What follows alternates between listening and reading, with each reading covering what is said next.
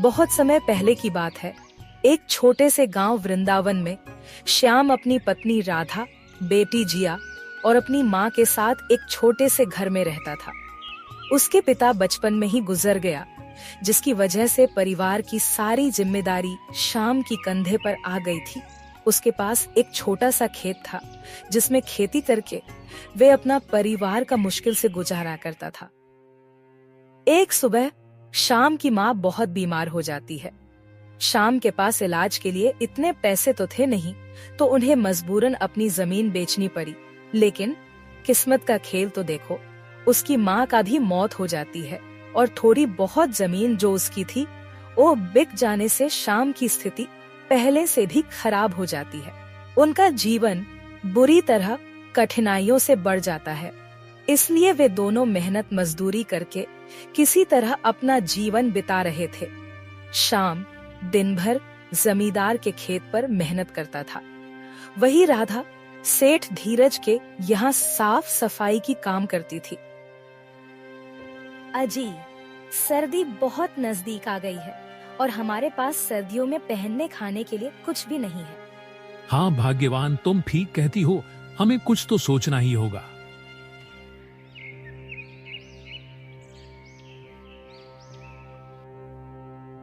आखिरकार सर्दियां आ चुकी थी। यूं तो हमेशा ठंडी के समय 5-10 डिग्री तापमान रहता था, लेकिन इस साल तापमान बहुत ही ज्यादा गिर गया था, जिसकी वजह से बहुत ज्यादा ठंड पड़ रही थी। इस वजह से वृंदावन गांव के लोग ज्यादा ठंडी के कारण डरे हुए थे।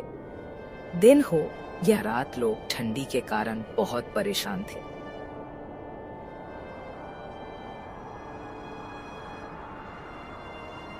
हे ईश्वर, यह कैसी लीला है आपकी। देख रही हो राधा, इस साल कितनी ज्यादा ठंड पड़ रही है। इतनी ज्यादा ठंड में काम करने में भी बहुत परेशानी होती है। घर से बाहर निकलते ही सारा शरीर मानो जम सा जाते हैं। इतनी ठंड में बाहर निकलने में मन भी नहीं करता। ना जाने इस साल की ठंडी कैसे कटेगी। ठीक है राधा, अब मैं काम पर चलता हूँ, नहीं तो जमींदार गुस्सा करेंगे। ठीक है जी, सर्दियों में अपना ध्यान रखिएगा। ठीक है बेटी, जिया तेरे पापा भी काम पर चले गए हैं, अब मैं भी चलती हूँ। तुम अपना ख्याल रखो, बाहर मत निकालना, बहुत ज्यादा ठंड है और मैं खाना बनाकर रख दिया है, तुम समय से खा लेना। ठीक है मम्मी, मैं खा लूंगी। तुम टाइम पर घर आ जाना और अपना ख्याल रखना। इतना कहकर राधा वहाँ से काम के लिए निकल पड़ती है। बाहर बहुत ज्यादा ठंड थी। थोड़ी ही देर में राधा सेठ के घर पर पहुँच जाती है। सेठ का स्वभाव बहुत कठोर था। वह आग के पास खड़ा अपने नौकरों पर चिल्ला रहा था। तभी उसकी नजर राधा पर पड़ी और वहाँ उस पर चिल्लाते हुए बोला, अरे राधा, तुम काम पर इतनी देरी से क्यों आ रहे हो? मेरे आदमियों को ही देख लो, सुबह 4 ही काम पर आ जाते हैं। लगता है तुम्हें काम की जरूरत नहीं है। माफ कीजिए सेठ जी, आज ठंड इतनी ज्यादा थी कि जल्दी उठ नहीं पाए, लेकिन आप फिक्र मत करो, मैं जल्दी जल्दी सब काम निपटा दूंगी। अच्छा, बहाना बनाना तो कोई तुमसे सीखे। जाओ चुपचाप से काम पर लग जाओ। अगर आज काम में कोई भी गड़बड़ी हुई तो मैं तुम्हारा हिसाब कर दूंगा। तुम्हारी तरह काम करने के लिए मेरे पास बहुत से आते हैं। सेठ की यह बातें सुनकर राधा को बहुत दुख होता है, लेकिन वह कर भी क्या सकती थी, ये उसकी मजबूरी थी। वे चुपचाप काम करने जा ही रही थी कि तभी सेठानी उसके पास आती है और कहती है, अरे आप क्यों डांट रहे हो? इस बेचारी को दिखता नहीं बाहर कितनी ठंड है, फिर भी एक काम पर आई है। ये भी तो इंसान है, इस पर आपको दया नहीं आई? अरे भाग्यवान, इन लोगों को ज्यादा सर पर चढ़ाना ठीक नहीं है, नहीं तो वे कोई भी काम ठीक से नहीं करेगा। राधा ने कुछ नहीं बोला और अपनी बच्ची के बारे में सोचते हुए चुपचाप काम पर लग गई। उधर शाम ठंड में कपते हुए दिन भर जमींदार के खेत में काम कर रहा था।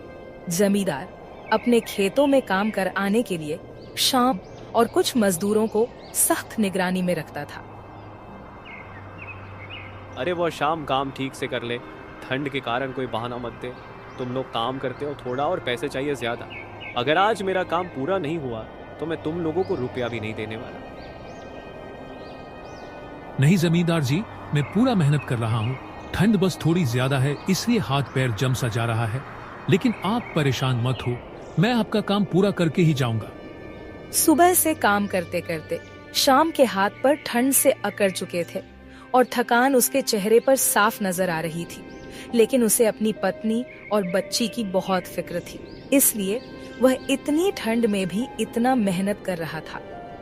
है ऊपर वाले, एक ऐसी परीक्षा ले रहे हो, इतनी सर्दी में भी काम करना पड़ रहा है, और अगर मैं कम छोड़ा तो जमींदार मुझे कम से निकाल देगा और फिर मेरा घर कैसे चलेगा। शाम होने को थी।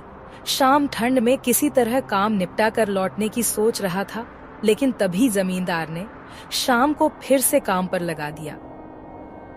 अरे वे शाम सुन, आज यह काम पूरा करके ही जाना। अगर थोड़ा सा भी काम छूटा समझ तेरा काम हाथ से गया। ठीक है जमींदार जी, जैसा आप कहे। शाम चुपचाप फिर से काम पर लग जाता है। वह बेचारा कर भी क्या सकता था, मजबूरी उसे यह सब करवा रही थी। और उधर वृंदावन गांव में ठंड से सभी का बुरा हाल था। गांव का चौपाल जहां अक्सर सब लोग बैठकर बातें करते थे, वह भी सोना पड़ा था और बेचारा गरीब लोग अपने अपने घर पर ही रहते थे। अब तो आग उनका एकमात्र सहारा था। गांव का बुजुर्ग गोपाल जी, जो अक्सर गांव वालों को इकट्ठा कर कोई ना कोई उपाय बताते थे, इस बार भी वे कुछ लोगों को इकट्ठा कर बोला, अच्छा सुनो, इस बार ठंड बहुत भयानक है। अगर हम सब मिलकर कोई उपाय नहीं करेंगे तो कई लोग इसकी चपेट में आ जाएंगे। हमें जंगल से और लकड़ियां लानी होगी और हर घर में आग जलाने की व्यवस्था करनी होगी। लेकिन दादा, इतनी ठंड में जंगल में जाने की हिम्मत कौन करेगा? ठंड इतनी ज्यादा है कि हाथ पर मानो जम सा जा रहा है, और जंगल में सूखी लकड़ियां ढूंढने में भी बहुत समय लग जाएगा। अरे बेटा, डरने से कुछ नहीं होगा। हमें एक दूसरे की मदद करनी होगी। अगर हम ठंड के आगे हार मान लेंगे तो गांव के कई घर के चूल्हे हमेशा के लिए ठंडी पड़ जाएगी। फिर वह सब निर्णय लेते हैं कि वे सब लोग मिलकर जंगल से लकड़ियां लाकर सभी के घरों के आगे अलाव जलाएगा, जिससे सर्दी से बचा जा सके। दिन ढल चुका था। शाम अपना काम खत्म करके जमींदार के पास आता है और कहता है, लीजिए मलिक, मैंने सारा काम कर दिया है। मुझे कुछ पैसे चाहिए थे। मालिक, वह बेटी के लिए सर्दी के कुछ कपड़े लेने थे। अरे अभी तो पूरा महीना भी नहीं हुआ और तुमको पैसे चाहिए? कुछ दिन इंतजार करो, फिर मिलेंगे पैसे। जमींदार के बातें सुनकर बेचारा श्याम दुखी होकर घर की ओर चल पड़ता है और शाम को घर पहुंचते पहुंचते रात हो जाती है। अजी आ गए आप? इतनी देरी क्यों कर दी आने में? अरे राधा, वह जमींदार जी ने रोक लिया था और मैंने पैसे मांगे, वह भी नहीं दिए। अच्छा कोई बात नहीं, अब ठंड में कितने कांप रहे हो, आओ हाथ सेक लो। फिर राधा शाम को जिया के तबीयत के बारे में बताती है। शाम ने दिया की चेहरे की ओर देखा तो उसके चेहरा सर्दी और खांसी से पूरा लाल हो गया था। इस कारण शाम बहुत परेशान हो गया। हे ईश्वर, ये सर्दी तो अब बर्दाश्त के बाहर हो गई है और आज घर में अलाव जलाने के लिए ज्यादा लकड़ियां भी नहीं है। जमींदार जी ने देर तक रोक लिया था, इसलिए लकड़ियां लाने की समय ही नहीं मिला। मैंने सोचा था कि आज सेठ जी से कुछ मदद मांग लूंगी, लेकिन वह तो आज मुझ पर ही गुस्सा करने लगे। उन्होंने मेरी हालत तक नहीं देखी। वैसे भी इन सब बड़े आदमियों को हम गरीब से क्या मतलब होगा? उनके घर तो हमेशा गर्म रहते हैं। हम गरीब लोग जैसे तैसे ठंड में भी अपना पेट पालने की कोशिश करते हैं, लेकिन ये लोग हमें इंसान तक नहीं समझते। राधा और श्याम आपस में बतिया ही रहे थे कि तभी अचानक से जिया की तबीयत बहुत बिगड़ जाती है और उसका चेहरा पूरी तरह से लाल हो जाती है। हे ईश्वर, ये मेरी बेटी को अचानक से क्या हो गया है? अजी देखो ना जिया कैसे कर रही है। भाग्यवान, इसको बहुत तेज बुखार हो गई है। तुम बेटी का ख्याल रखना, मैं अभी बेत जी को लेकर आता हूँ। अजी मुझे बहुत डर लग रहा है, आप जल्दी से आना और उनके घर से थोड़ी लकड़ी भी लाना। आधी रात के समय हो चुका था। बाहर सर्दी इतना थी कि पूछो ही मत। श्याम बहुत डरा हुआ था और इस भयानक ठंडी रात में वह बेत जी को लेने निकल पड़ता है। तेरे पापा अभी आ जाएंगे बेटा, तो टेंशन मत ले, सब ठीक हो जाएगा। उधर शाम घर से थोड़ी ही दूर निकला ही था कि रास्ते में जोरों से बारिश शुरू हो जाती है। शाम बहुत चिंतित था और तेज बारिश में भी चला ही जा रहा था। उधर राधा की दिल दिया कि इसी हालत को देखकर बहुत ज्यादा घबराया हुआ था। जिया की आंखें धीरे धीरे बंद हो रही थी और उसका शरीर ठंड पड़ने लगा था। अरे अरे, मेरी बच्ची को ये क्या हो गया? जैसे तैसे शाम बैथ जी के घर पहुंचते हैं, पर उनकी बदकिस्मती तो देखो, उस रात बैथ जी अपने घर पर नहीं थे।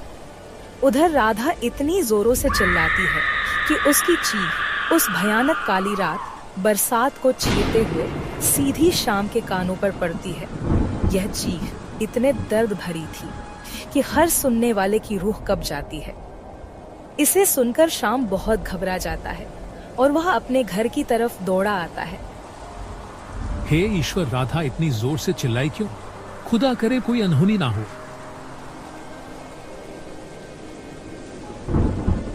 अरे राधा, ये क्या हुआ? और जिया की आंखें क्यों बंद है? जिया को क्या हुआ? ईश्वर ने हमसे हमारी बच्ची छीन ली। बेचारी नन्ही सी जान जिया इस बेरहम सर्दी के पीड़ा सह नहीं सकी। उस बेचारी के क्या गलती थी जो इस भयानक ठंड ने उसे अपना परिवार से अलग कर दिया। वे दोनों पति पत्नी उस बेरहम ठंड से हार चुके थे। उन दोनों की वह दर्द भरी चीख उस तेज बरसात को चीरते हुए पूरे वृंदावन गांव में गूंज रही थी। उस रात की ठंड बहुत भयानक थी जो अच्छे खासे की जान ले ली। वे दोनों पति पत्नी अपनी बेटी के पास बैठे बैठे अपनी बेटी को खोने का शोक मना रहे थे। वह अपने किस्मत को कोस रहे थे कि क्यों खुदा ने उन्हें इतना गरीब बनाया जो अपनी बच्ची को ही ठंड से बचा ना सके।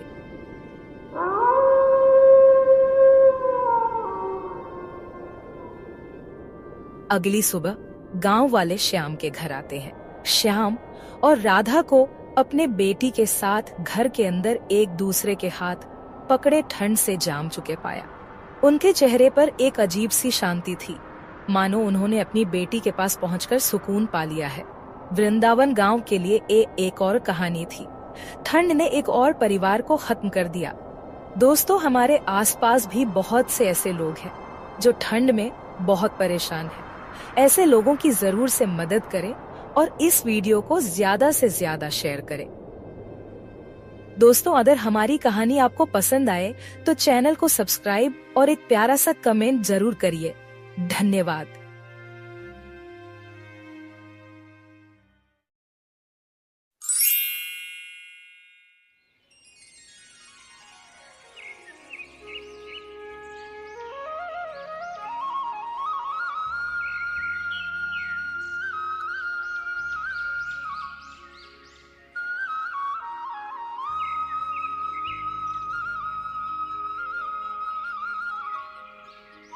एक गांव में करीम नाम के एक बूढ़ा आदमी अपने बेटी दिया के साथ एक छोटे से घर में रहता था।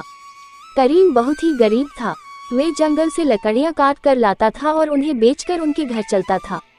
करीम बहुत ही बूढ़ा हो चुका था और उनके शरीर में इतनी भी ताकत नहीं थी कि वे दूसरा कोई काम कर सके। उनकी बेटी दिया बहुत ही सुंदर और सुशील थी। दिया घर में ही सिलाई बुनाई करके थोड़े बहुत पैसे कमा लिया करती थी, जिससे वह अपने घर के खर्चे के लिए अपने पिताजी की मदद करती थी। हर दिन की तरह करीम अपने काम पर जा रहा था, तभी उनकी बेटी दिया कहती है, पिताजी, कितनी बार बोला है अब इतना काम मत करिए, आपके शरीर में इतना ताकत नहीं है, अब अपना ध्यान रखिए। पिताजी, अब आप घर में आराम कीजिए। बेटी दिया, मैं घर पर आराम कैसे कर सकता हूँ? अगर मैं ही आराम करने लगूंगा तो फिर हमारे घर कैसे चलेगा? और मुझे तुम्हारी शादी भी तो करनी है और फिर उस सूदखोर के पैसे भी तो देने हैं। तुम नहीं जानती बेटी, मुझे हर वक्त डर लगा रहता है कि कहीं वो सूदखोर अपना पैसे लेने ना आ जाए। बेटा, वे सूदखोर बहुत ही बेरहम इंसान है। अगर हम जल्दी उसका पैसा नहीं दिया तो वो हमारे साथ कुछ भी कर सकता है। पिताजी, आप इतना परेशान मत हो, देखिएगा खुदा कुछ ना कुछ रास्ता जरूर निकालेगा और मैं भी आपके हाथ बटाने की कोशिश करूंगी। आज से मैं और भी ज्यादा मेहनत करूंगी जिससे हम उस सूदखोर के पैसे दे सके। बेटी की बातें सुनकर बेचारा करीम के आंखों में आंसू आ जाते हैं। करीम फिर जंगल की तरफ लकड़ियां काटने चला जाता है। उस तरफ दिया अपने पिताजी के आंसू देखकर बहुत परेशान हो जाती है। शाम को जब करीम घर आते हैं तो दिया उन्हें खाना देती है और कहती है, पिताजी आप कुछ पैसे उधार लेकर उस सूदखोर को क्यों नहीं दे देते? बेटी, बुरे वक्त पर ना कोई रिश्तेदार ना कोई अपना मदद करते हैं। कोई हमें पहचानता भी नहीं। सारे रिश्तेदार मुंह फेर लेते हैं और किससे भला मदद मांगू। सभी तो खुद ही अपनी जिंदगी में परेशान है और मेरा कोई दोस्त इतना भी अमीर नहीं है कि मुसीबत में मेरी मदद कर सके। लेकिन पिताजी, हमें कैसे भी करके उस सूदखोर के पैसे देना ही होगा। मुझे लगता है वह कभी भी अपना पैसा मांगने आ सकता है। अगर उसे पैसे नहीं मिला तो फिर वह कुछ भी कर सकता है। बेचारा करीम अपने गरीबी में बहुत लाचार था। उन्हें समझ नहीं आ रहा था कि वह सूदखोर से अपना पीछा कैसे छुड़ाएं।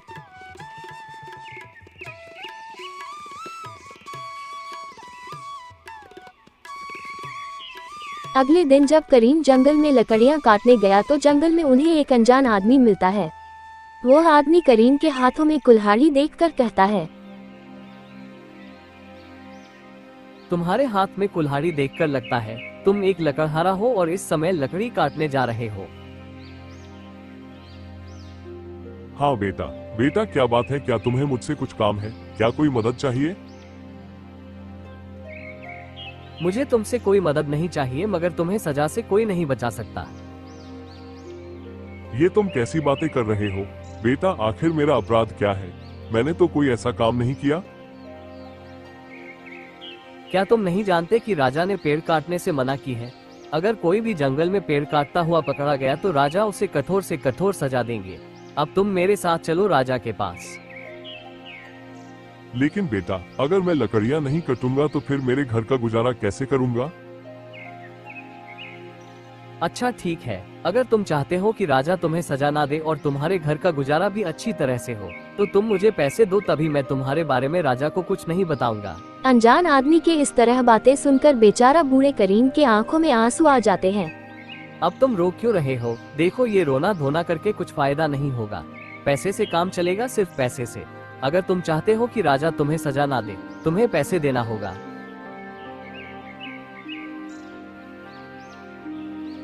बेटा, पैसे तो मेरे पास नहीं है। तुम चाहते हो तो मुझे राजा के पास ले जा सकते हो। क्या तुम्हें सजा से डर नहीं लगता जो थोड़े पैसे के लिए अपना जान गंवाना चाहते हो? देखो बेटा, मेरे घर में मेरी एक बेटी है और मुझे उसकी शादी भी करनी है और उससे पहले मुझे एक सूदखोर के पैसे भी चुकाने हैं। अगर मैंने उस सूदखोर के पैसे न दिए तो वो सूदखोर मेरी जान ले लेगा। अब तुम ही बताओ मैं क्या करूं? करीम अपना सारी बात उसे अनजान आदमी से कहते हैं। फिर करीम की बातें सुनकर अनजान व्यक्ति कहते हैं, देखो, वैसे तो मैं किसी पर दया नहीं करता, लेकिन तुम्हारी कहानी कुछ और है और तुम्हारे एक बेटी भी है जिसकी अभी शादी भी नहीं हुआ। देखो, मैंने आज तक अपनी जिंदगी में कोई भी अच्छा काम नहीं किया, लेकिन आज करूंगा। क्या पता इस काम के वजह से खुदा मुझसे खुश हो जाए और मेरी आज तक की सारी गलतियों को माफ कर दे। तभी वे आदमी सोने से भरे एक थैली करीम को दे देते हैं। इस थैली में सोने के सिक्के हैं। कुछ सिक्कों को तुम सूदखोर को दे दो और बचे हुए सिक्कों से अपनी बेटी की शादी कर देना। अब तुम यहाँ से जाओ, इससे पहले तुम्हें कोई और देख ले। करीम उस आदमी को बहुत आशीर्वाद देता है और खुशी खुशी अपने घर की तरफ चला जाता है। कड़ी धूप होने की वजह से करीम को चक्कर आने लगता है, इसलिए वह आराम करने के लिए एक पेड़ की छांव में बैठ जाता है। कुछ ही देर बाद उनकी आंख लग जाती है और वे सो जाते हैं। तभी वहाँ एक चोर आते हैं और बूढ़े करीम की सोने से भरे पोटली चुरा कर ले जाते हैं।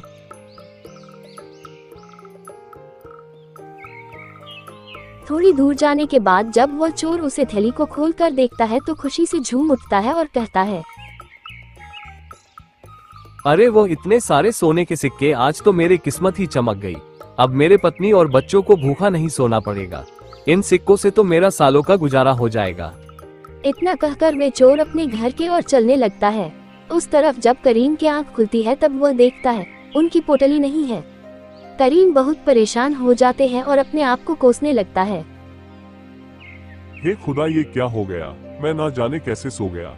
ना ही मैं सोता और ना ही मेरी सोने से भरी पोटली चोरी होती। बरसों बाद एक खुशी मिली थी, लेकिन अब वह भी चली गई। अब मेरी बेटी की शादी कैसे होगी और उस सूदखोर के कर्ज कैसे चुकाऊंगा? हे खुदा, मुझ बूढ़े लाचार आदमी की मदद कर।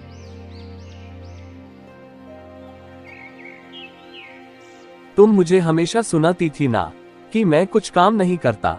ए देखो, सोने से भरी पोटली इस सिक्कों से कम 2 साल तो चल ही जाएगा। अब मुझे कोई काम भी ढूंढने की जरूरत नहीं। आप इतने सारे सोने के सिक्के कहाँ से लाए हो?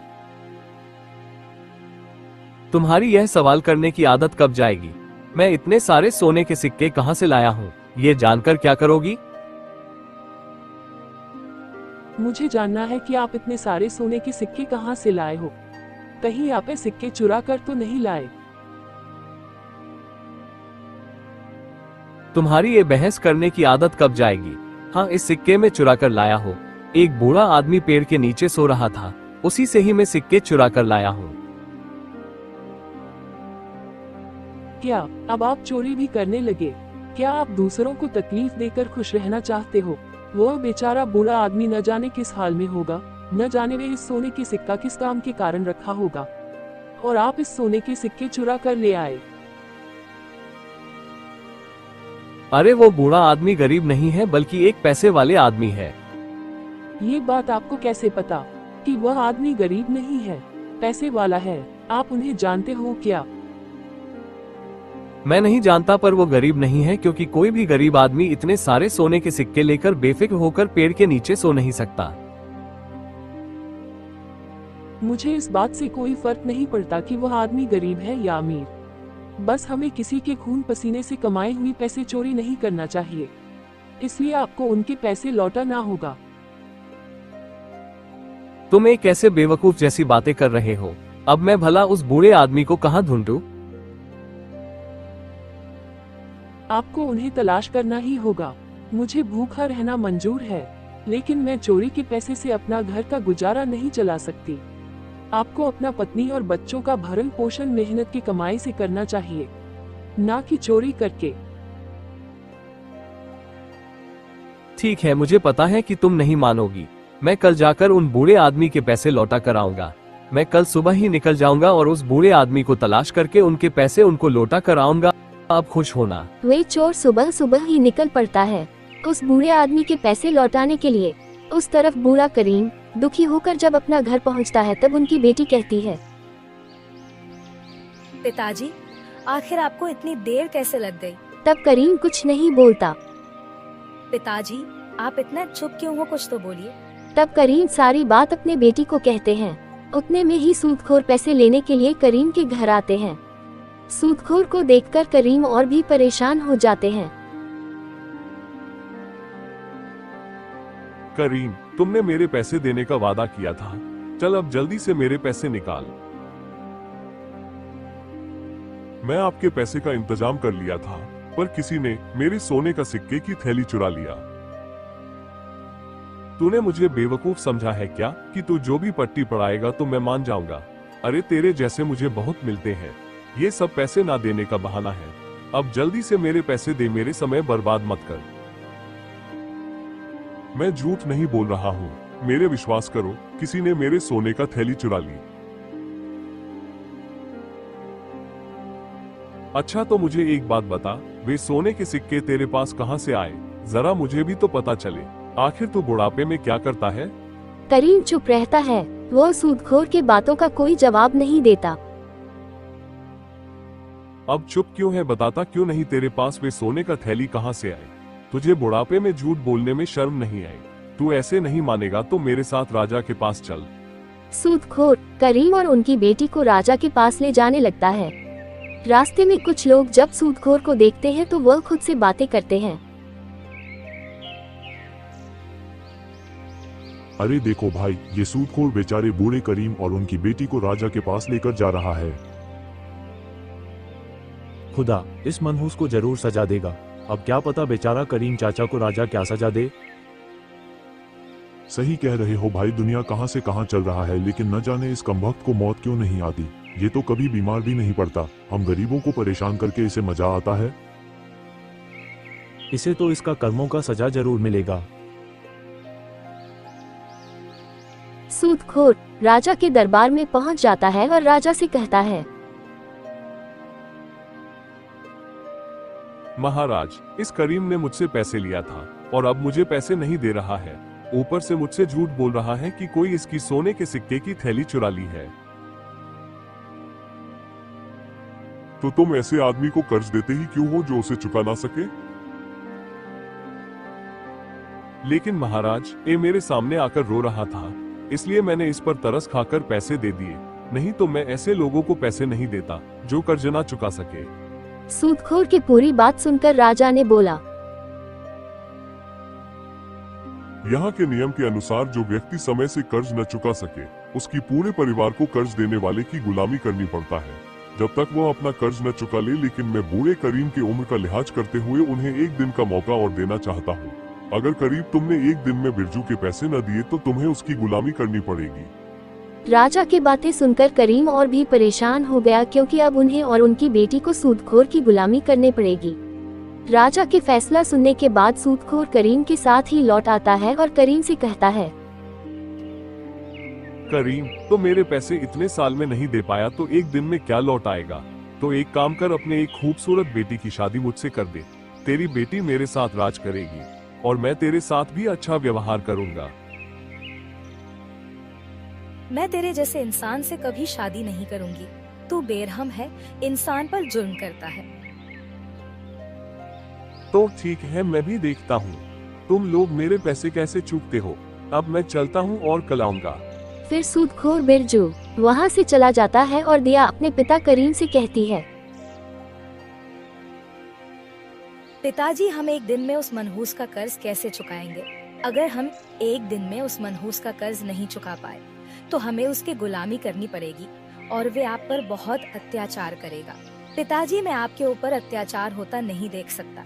इसने बहुत लोगों को लूटा है, किसी का घर छीन लिया है तो किसी की जमीन छीन ली है। पिताजी, मुझे लगता है मुझे इस मनहूस से शादी कर लेनी चाहिए। नहीं बेटी, मेरे जीते जी ये नहीं हो सकता। अगर हमारी किस्मत में उनकी गुलामी करनी लिखी है तो हम उससे भाग नहीं सकते। लेकिन पिताजी, वे सूदखोर बहुत बेरहम है। उसे किसी पर भी दया नहीं आती। वह आपकी उम्र का भी लिहाज नहीं करेगा। बेटी, खुदा जरूर कोई ना कोई रास्ता निकालेगा और जल्द ही एक कठिन समय गुजर जाएगा। इतना कहकर करीम अपना कुल्हाड़ी लेकर घर से निकल जाता है और उसे पेड़ के नीचे जाकर बैठ जाता है, जहाँ से उनका सोने का सिक्के की थैली चोरी हो गई थी। बहुत देर तक वह चुप से बैठे हुए थे और मन ही मन क्या कुछ सोच रहे थे। उनको कुछ समझ नहीं आ रहा था कि वह करें तो क्या करें। इतने में ही चोर करीम को तलाश करते हुए उस पेड़ के पास आते हैं। वह बूढ़े करीम को पेड़ के नीचे देखकर बहुत खुश होते हैं और उनसे कहता है,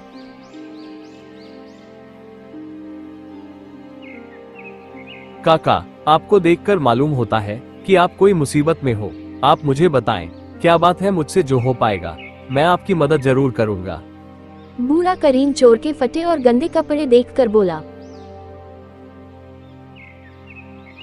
बेटे, तुम्हारे कपड़े तुम्हारी कहानी खुद बयां कर रहे हैं। ऐसे में कैसे तुम्हारा मदद का आशा करूं?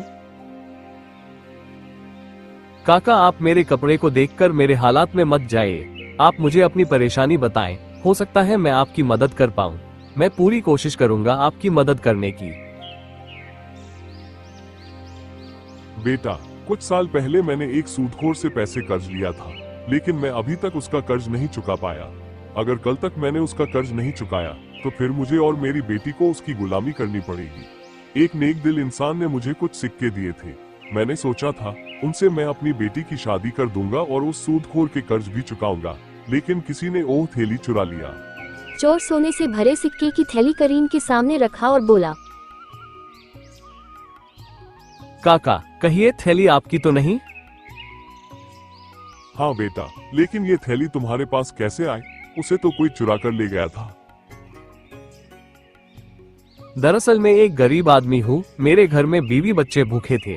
मैं काम की तलाश में निकला था पर किसी ने भी मुझे काम नहीं दिया।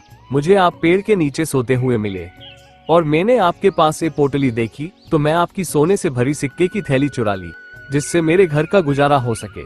लेकिन मेरे पत्नी ने मुझसे कहा कि मुझे भूखा मरना पसंद है, लेकिन चोरी के सिक्के से अपना दिन गुजारना नहीं। हो सके तो मुझे माफ कर दीजिए काका, मेरी वजह से आपको इतनी परेशानी उठानी पड़ी। कोई बात नहीं है बेटा, तुमने ये सिक्के लौटा दिया, वही काफी है। मैं तुम्हें माफ करता हूँ। अब मैं इस सिक्के से अपनी बेटी की शादी कराऊंगा और उस सूदखोर का कर्ज भी चुकाऊंगा। ठीक है बेटा, अब मुझे चलना होगा।